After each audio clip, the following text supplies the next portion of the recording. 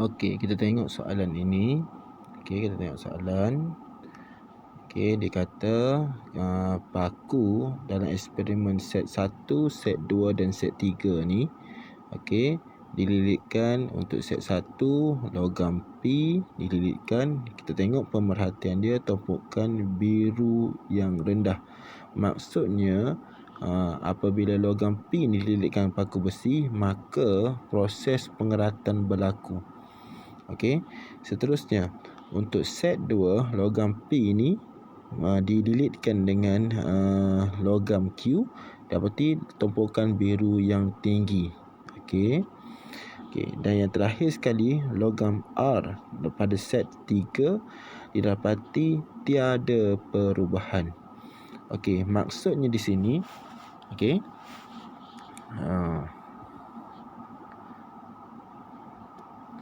okey.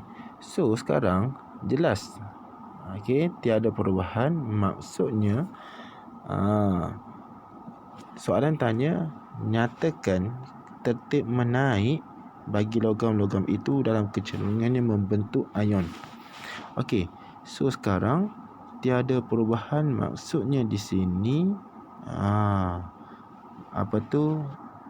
R itu tidak menyebabkan untuk set 3 tu, okey, R tidak menyebabkan paku besi itu tak berkarat. Okey, maka R adalah yang paling tinggi kedudukannya. Okey, R itu paling tinggi kedudukannya. So R kita paling ke kanan sekali lah, tertib menaik. Okey, seterusnya tumpuk biru yang tinggi. Tumpuk yang tinggi ni maksudnya dia bawah daripada paku besi. Maksudnya dialah paling rendah sekali lah. So Q P R. Boleh. Okey, bagi soalan ni pula kita tengok okey, penyediaan garam larut. Okey, so kita nak kenal pasti, cikgu nak kongsi sini garam larut. Okey, kalau tengok semua adalah garam larut, okey, penyediaan garam larut ni. Tapi awak kena ingat, garam larut ada dua, garam larut anak dan garam larut bukan anak. Okey, so garam larut bukan anak, okey, kaedahnya melibatkan pepejal dengan larutan asid. Situ. Boleh. So sekarang kalau tengok A itu Na, maka bukan. Amonium anak, potasium anak juga, maka jawapan dia adalah B. Okey. Okey, cikgu nak kongsi sini, awak kena ingat okey, cikgu nak bagi tips mudah. Kalau garam larut anak, okey, anak, pelajar kena tahu A itu simbol untuk amonium, natrium, kalium. Okey, amonium, sodium, potasium. Okey, sama.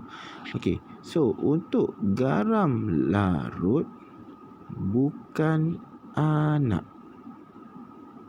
Okey, garam larut bukan anak.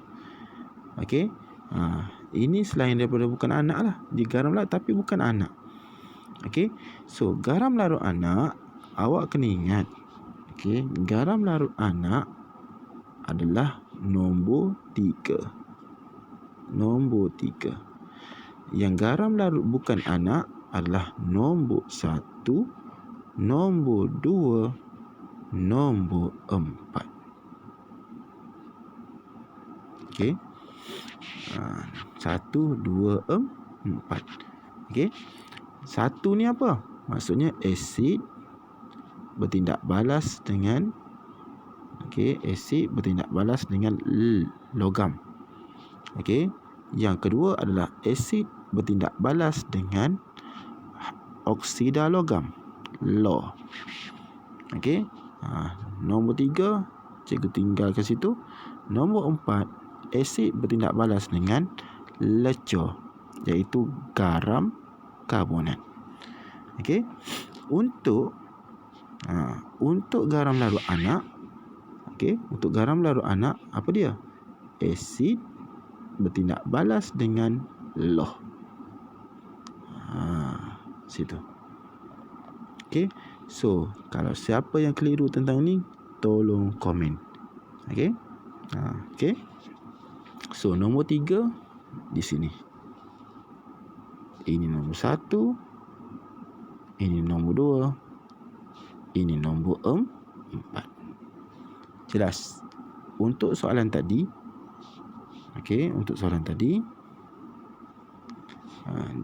jawapan adalah magnesium karbonat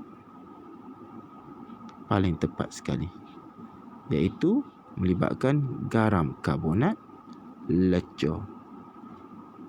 Nombor 4. Okey. Untuk A, iaitu natrium karbonat, C, amonium karbonat,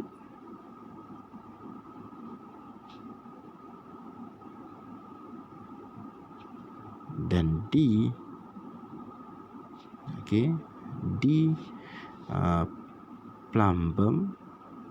potasium karbonat, kalium karbonat. So, ketiga-tiga ini adalah garam larut anak. Maka tak sesuailah untuk eksperimen itu.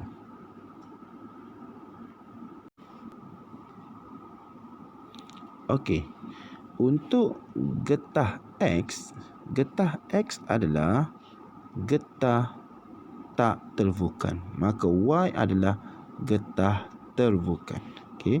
So, untuk X adalah getah tak tervulkan. Okey. Untuk Y adalah getah tervulkan. Okey. So, pernyataan manakah benar? X lebih elastik berbanding Y. Okey, salah lah. Okey. X lebih mudah teroksida. Okey. X lebih tahan haba daripada Y. X tidak dapat dihasilkan daripada getah Y menjadi tindak balas pemvulkanan. Okey. So, mudah teroksida. So, jawapan dia adalah B. Okey. Mudah teroksida lah. Okey. Getah X dapat dihasilkan daripada getah Y menjadi tindak balas. Okey. So, salah lah. D salah. Tahan haba pun salah. Elastik pun salah. So, jawapan dia adalah B. Okey, bagi soalan, jadual 3 menunjukkan nombor proton bagi unsur P dan unsur Q. Okey, unsur P, proton dia 13. Maka elektron dia pun sama juga 13. Maka P susunan elektron dia adalah 283. Okey, untuk Q pula adalah 26. Maka pembentukan di sini adalah membentuk sebatan P itu adalah 3 positif, manakala Q adalah 2 minus. Maka pembentukannya akan jadi cross P 2 Q 3. So, jawapannya adalah D.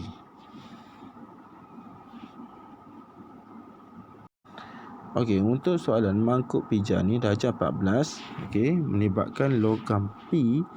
Okey. So, pernyataan manakah benar tindak balas ini? Okey, kita tengok. Biar pelajar tu lebih faham. Okey, apa yang ditanya. Okey, P oksida dioksidakan kepada logam P. Salah lah. Okey, P oksida dioksidakan kepada P. Salah. Ayat dia salah di mana?